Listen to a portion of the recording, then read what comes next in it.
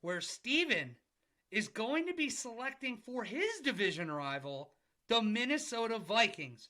Stephan, he's got it. Look at that. He's even willing to represent the rival. I'm loving this. Oh School God, time. Oh no, this is a giant. This is a Giants. Oh, sorry. Yeah, all right. We're a little early, but I should have got my Randy Moss from Evan Desiker. yeah, but that's all right. We'll survive. 23, pick 23, the Minnesota Vikings. Skull. What are you doing here for him? With the, well, you said 23rd pick here in the 2023 LOD NFL mock draft, the Minnesota Vikings are picked the aforementioned Jalen Hyatt, wide receiver out of Tennessee. This is after losing Minnesota Viking legend Adam Thielen this offseason. A lot of talks around Dalvin Cook potentially being on the out, cut if not traded. They're going to need another playmaker in that offense. You know, I know Alexander Mattison's going to be able to check the box for Dalvin Cook, but we need eyes off Justin Jefferson, where sometimes in a lot of the second half of games last year, he just vanished, right? Outside of that amazing catch that he had in Buffalo that got his gloves, shoes, and jersey in that Hall of Fame for it, I think he had maybe one target in that second half. So you have to get another playmaker, take the heat off him, because Kirk loves spreading the ball around to anyone who's not Justin Jefferson. Get a playmaker like Jalen Hyatt can be. And he is a playmaker. He's a guy that you hear the stereotypical, he takes the top off a defense. He has that vertical speed to do that. My question again, you seem to be a little lower on Jordan Addison than a lot of people are. Why did you decide to go Jalen Hyatt here instead of the USC wide receiver?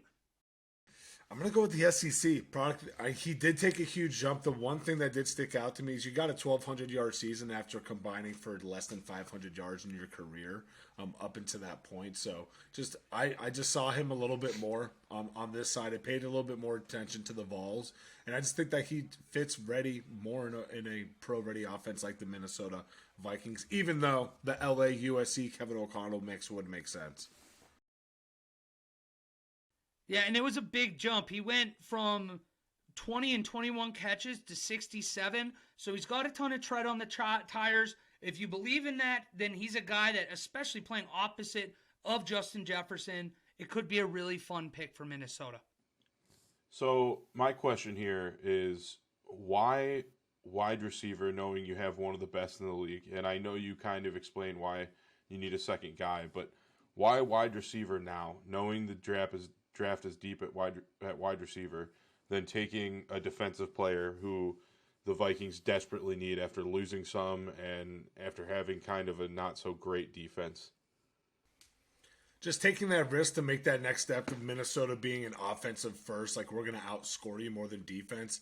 I think adding a wide receiver to this position is going to be more beneficial than adding a piece of tape to things that has a lot more cracks that are leaking. In this case, right, I think that they can build within. With the young players that they have in now, there's going to be a lot more depth and a lot more other picks that they can address these in those rounds. A couple other veterans that they can bring in during that time too. I just think with this, the offense, because if you shut down Justin Jefferson and your defense sucks, your team's not going anywhere. Give their team make another his strength lifeline. really strong. Yeah, like make his strength even stronger. Exactly. I kind of get what you're saying there. But that means we're throwing it over now to Jack Hoopler, who's going to be drafting for the Jacksonville Jaguars. We'll throw it there now.